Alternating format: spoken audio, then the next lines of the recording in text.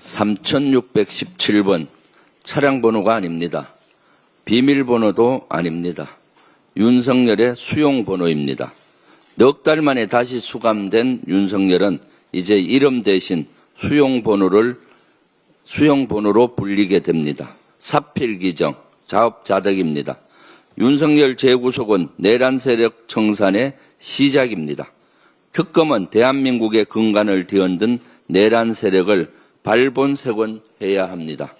대한민국의 법치와 민주주의가 바로 설 수 있도록 최선을 다해 주시기 바랍니다.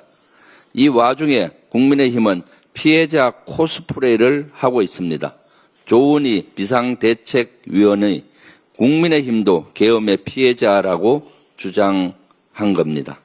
너무나 뻔뻔하지 않습니까? 국민의힘은 윤석열에 대한 탄핵 반대 당론을 여전히 유지하고 있는 정당 아닙니까?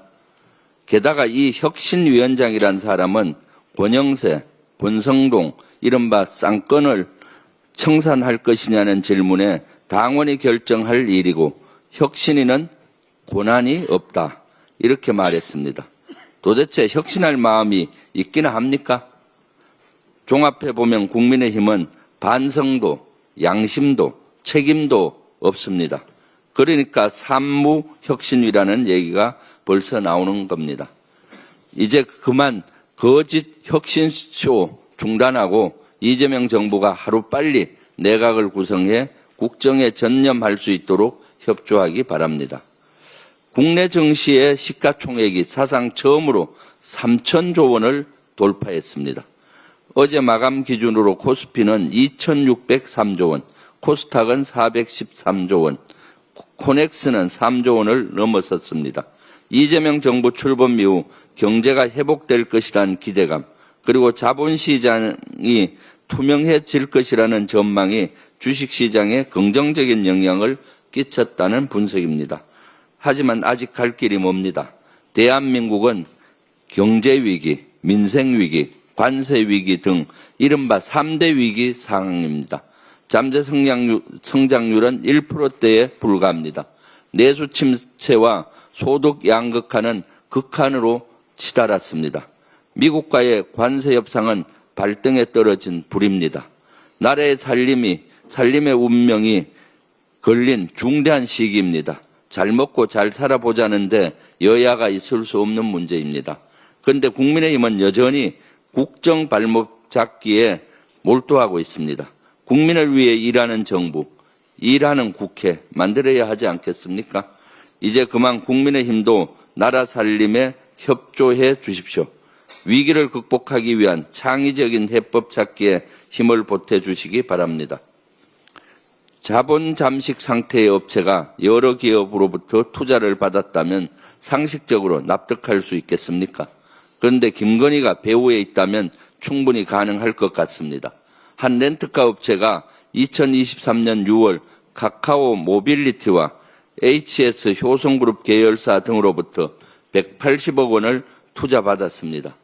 알고 보니 김건희의 집사로 불리는 김모 씨가 설립에 관여한 업체입니다. 이른바 김건희 집사 게이트입니다. 이 정도면 김건희는 홍길동이 아닌가 싶습니다. 여기저기 나타나지 않는 곳이 없습니다. 각종 이권 개입 의혹은 물론 계엄 선포 직전엔 국정원장과 연락했습니다. 임성근 전 사단장의 부인과도 측근을 통해 연락한 정황이 나오고 있습니다. 그렇습니다. 김건희 특검은 물론 내란, 최상병 등 3대 특검 모두에 등장하는 인물은 바로 김건희입니다. 윤석열 정권의 최종 배후에 김건희가 있었던 것은 아닌지 국민이 선출하지 않는 김건희에 의해 우리 국민이 농락당한 것은 아닌지 3대 특검은 엄중하고 단호하게 수사해 주시기 바랍니다. 최상병 특검이 오늘 윤석열의 최측근인 김태호 전 안보실 1차장을 불러 조사합니다.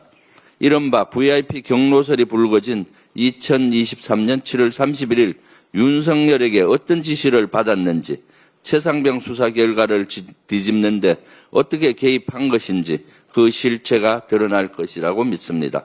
또 외교 담당 안보실 차장은 김태호가 왜 HID 북파 공작 부대를 방문한 것인지, 북한과의 전쟁을 유도하는데 HID를 이용하려고 한 것은 아닌지, 여의치 않으니까 이후 무인기로 북한을 자극해 계엄의 명분을 쌓으려고 했던 건 아닌지, 이 역시 또 다른 특검 수사를 통해 반드시 밝혀져야 합니다. 물론 진실을 찾는 게 말처럼 쉽지는 않습니다. 하지만 진실을 깊은 어둠 속 보석에 비유하는 것처럼 찾아내면 국민께 효능감을 주고 후대에도 큰 가치를 준다고 믿어 의심치 않습니다. 오로지 국가와 국민 그리고 정의를 위해 최선을 다해 주시기 바랍니다. 이상입니다.